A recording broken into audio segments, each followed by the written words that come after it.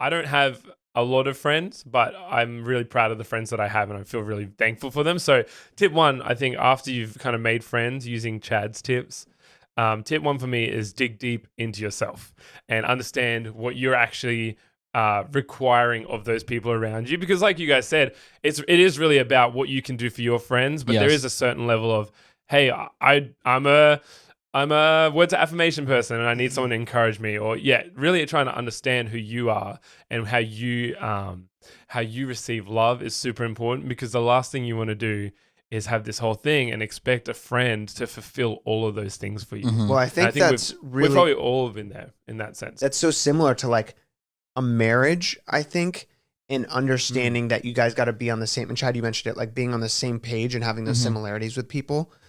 In a marriage, like you kind of both need to be aware of your love languages. Mm-hmm. And like me, I naturally don't give love the way Jess receives love.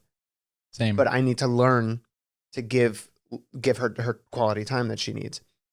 And I think in the same way, you need to have friendships who are kind of willing to have those discussions and conversations.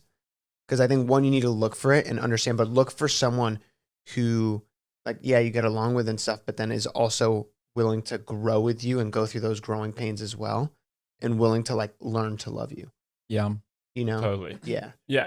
And I feel like you guys, people listening would know, like it's about your energy and how you use your energy. And I don't mean that in like a super, like I get it. Mythical magic. I just mean physically your energy. There's only so much energy you have. So, you know, that leads to my second tip. So I'm glad that you said that, Gabe, because that really rounds that tip one off, which is just like understand what you can offer that person and what they offer you, and really trying to understand that it is about how you can serve your friends rather than what your friends can do for you. That leads into tip 2 for me, which is understanding that you don't need a lot of friends. I used to think that you needed to have this massive group of friends to be fulfilled in life, and every single friend that does all these different parts. But what I've found is you just have different levels of friendships, and it's not to kind of downplay any friendships that I have, but I have the people that I can text every day and really get in touch with when I'm not feeling good, which is you guys, you know, and I think that's really special being overseas. But I also have friends that I love hanging out with at the coffee shop that I only know them through hanging out at the coffee shop. And, you know, maybe one day that friendship develops into more, but I think taking away that pressure of I need to be on the deepest level with every single one of these people. And Gabe, that kind of loops back to what you were talking about you and Jess feeling like you might have your walls up.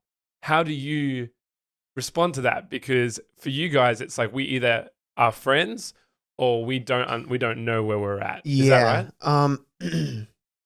Yeah, I mean, especially with meeting a new person, it really depends on, it's in a weird way, it's kind of like a vetting process.